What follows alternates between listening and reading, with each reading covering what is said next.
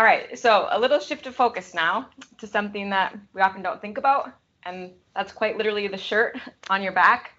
I thought it would be interesting to present a little bit of information on something relevant, but maybe a little bit more unfamiliar to everyone.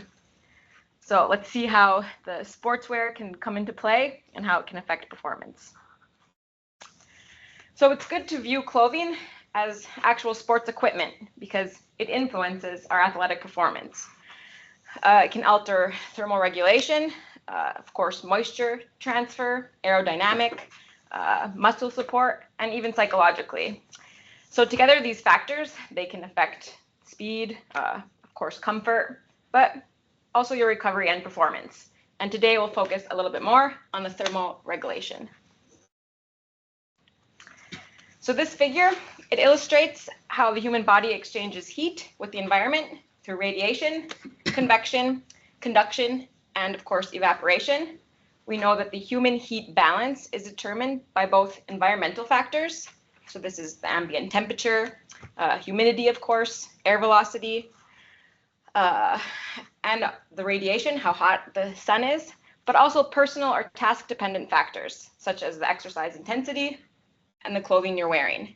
In sports, we know that exercise intensity is typically pretty high and can be easily modified if we have performance in mind.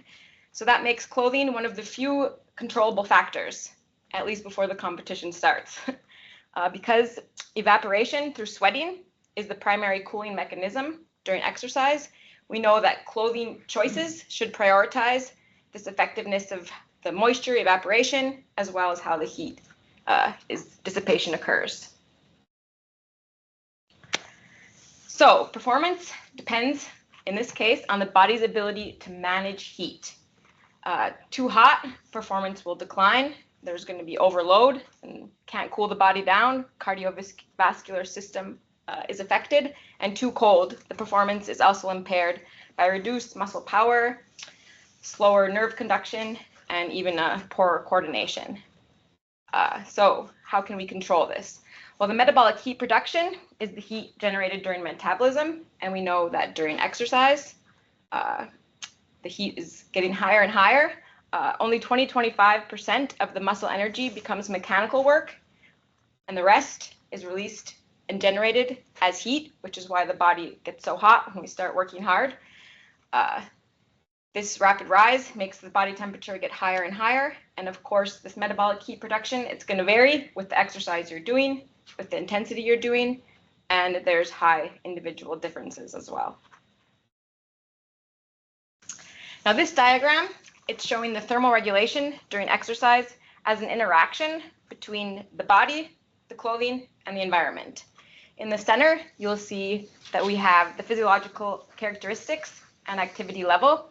So this largely determines the heat production, of course, the area surrounding it, so the little bit second layer, microclimate. This is the thin layer of air and moisture that's between the skin and clothing. That's where the heat and sweat exchange occurs. And then the next layer, the clothing properties, such as insulation, the moisture transport, the wicking and drying. They control how effectively the heat and sweat are removed from the body. And then, of course, the outer layer, the environment. This is going to be the temperature, humidity, wind, radiation. They can kind of set the external demands on heat loss. So together, these layers, they all interact and influence how the moisture and comfort and everything is working together. So clothing is a double-edged sword. It can enhance heat loss through evaporation and airflow, but it can also trap the heat and sweat and impair our thermal regulation. So the key is to match the clothing type to the environmental conditions, as well as the exercise intensity or work that's being performed. So this has a lot to do with the fabric then. So let's take a short look at the actual sport textiles influence. So what the fabric you're using, what should you consider with keeping the physical, physiological, and psychological factors in mind. And we know that the thermophysical comfort, so this is going to be the actual ability of the fibers to conduct Are they breathable? Is there some ventilation? As well as tactile comfort, how it feels on the surface. Is it soft? Is it dry? The ergonomic comfort, we know that in sports they're moving lots. Does it restrict their movement? Are they able to perform their exercise exactly how they want? Psychological comfort, so something as much as how it fits and feels and looks, and if it feels dry or cold or hot, that can have an influence on performance, and especially the moisture management, because we know that effective wicking and evaporation keeps the body dry. It will enhance the thermal regulation, and of course, reducing any chafing or anything that's uncomfortable and can distract an athlete or someone performing. I thought it would be interesting just to show some of the common fabrics that are used in sportswear, but every day. We know that there's going to be synthetic, but also natural fibers. And for example, you've probably heard that wool is good for cold weather. It manages moisture and temperature well, but it's also heavier. It's less stretchy. It's not aerodynamic. So it's typically not used in at least endurance race suits. They need tight compression to absorb minimal water and also optimize the aerodynamics. So typically polyester, nylon, spandex blends, they are a much better option, which is why you typically see them in race suits, especially in cold weather.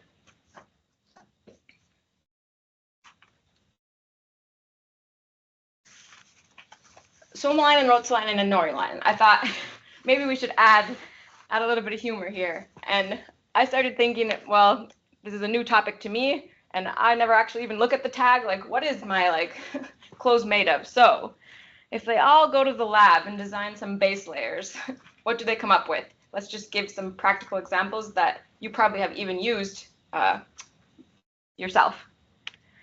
So Finland, I chose Halti, and this base layer, it's just made with polymade, so a nylon and recycled polyester. We know that polyester keeps you dry, and the nylon, it's comfortable, it's flexible. Their marketing somewhat targets how the products are made too, and they're designed just for active performance in the winter conditions. And that's the blend they came up with. And I think it's popular as well and used by many athletes. And now Sweden. So their target population was a little bit more high performance. This is a base layer that's targeted at intense training in cool temperatures. So they were made mostly of all polyester, but they had some ventilation zones where there's mesh in the armpits and back, and that included some elastin for the stretch. But this is basically designed to keep the athletes dry and cool, even when they're going really hard in a cold environment. And now Norway, they actually were all polyester. This was marketed that it's for elite Nordic performances. It's lightweight, it dries really fast, and almost feels like a second skin with a minimal weight. So it was a popular choice for the Nordic sports. So not huge differences here, as you can see, but it's still interesting to know what everything's made of and some of the options that we see in the sports performance world.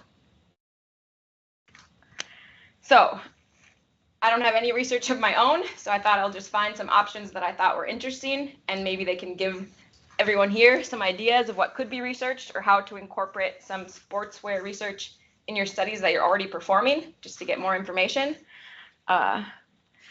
So this study, Sanson and his colleagues, they looked at the effect of temperature while wearing a cross-country ski race suit on endurance performance. And their main finding was actually that the optimal ambient temperature for this aerobic endurance performance was -4 and 1 degree Celsius. This actual graph, it shows their running speed at lactate threshold, with the black solid being 1 degree and the second graph next to it being -4. So you'll see they performed a higher running speed when they were in those conditions. VO2 max stayed the same in all conditions and all of the temperatures, but I think they still found kind of a practical application that if you're an athlete and you're performing in these Nordic sports, the race suit alone, when it's colder than -4 degrees, you might want to consider wearing a little bit more clothes. But of course, this is individually based and it depends on the athlete. But maybe athletes aren't even aware that -4 isn't that cold. I think we have winter competitions with colder temperatures than that. They might not even be aware that, hey, maybe I should wear more clothes because it actually affects my performance, not just the actual feeling. So I think it's an interesting result. And then I also looked at Wagner and his colleagues, and they tested whether thermal insublation pads over the working muscles would improve endurance performance and thermal regulation in cool environments. This came to mind that especially in biathlon, where they are laying on the ground and have the break periods, that maybe the muscles could have some even more protection than what the suits provide. This is what the pants looked like. They actually competed 45-minute high-intensity exercise running, and they performed it at 7 degrees and 0 degrees. And they found that the insulation pads, they did reduce the overall heat loss, and they didn't impair the thermal regulation in any way, but there was no performance improvement observed. So under the tested conditions, all of the exertion and physiological markers, they were the same. So there is potential that this could help. Maybe they needed even colder environment. 0 degrees isn't that cold.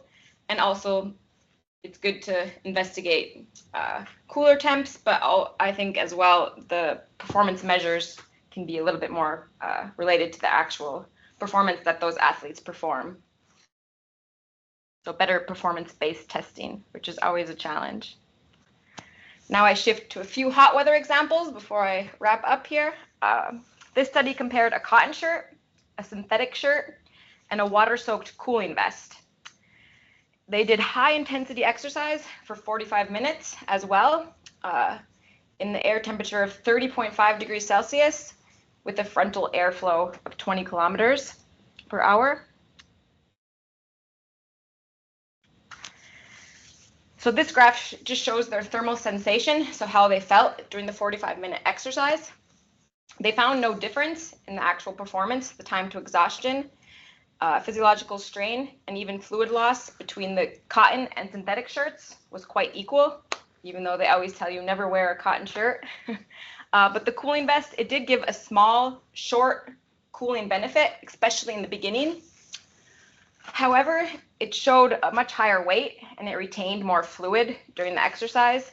So even though the thermal sensation in the very beginning was better, it maybe is not the most comfortable solution. So maybe not performance enhancement. And one last study, here they compared a synthetic cycling suit that was to 100% cotton, and this was in trained cyclists and triathletes while they performed a 20K time trial under stimulated wind. So a little bit more related to actual performance, at least since it was a long time trial. They found that the synthetic clothing resulted in faster time and better trial performance, as well as a lower skin temperature by about 1 degree Celsius. They also were more favorable. It felt better. They were more comfortable, and the thermal sensation felt better for them, even though the core temperature and sweat rate and the cardio responses remained similar in both options. So this top graph, it was just their power output, and you can see the dark color. This is the synthetic suit, so they had a little bit higher output, and the biggest differences occurred at the last kilometers of the time trial.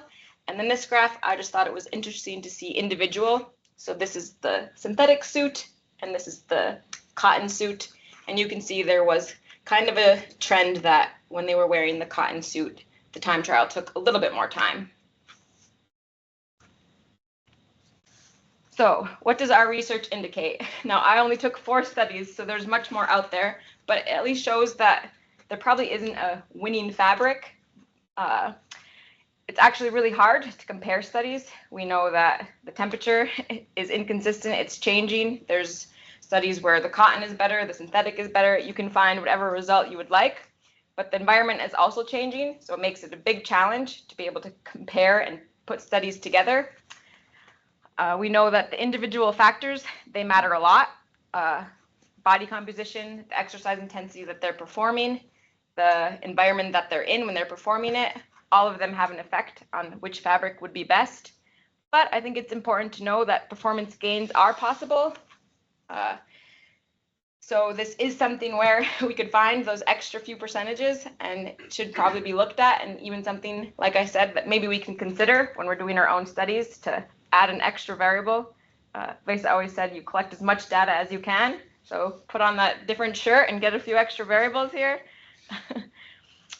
But also I think the future research, it should be lots of ideas, and one that I highlight from this is that one that we often don't think of, but just the subjective comfort and perception from the actual athlete, that can have an influence on the performance, and it is one that is easy to collect and can easily be forgotten, but might be the only one that tells you something in some of these situations.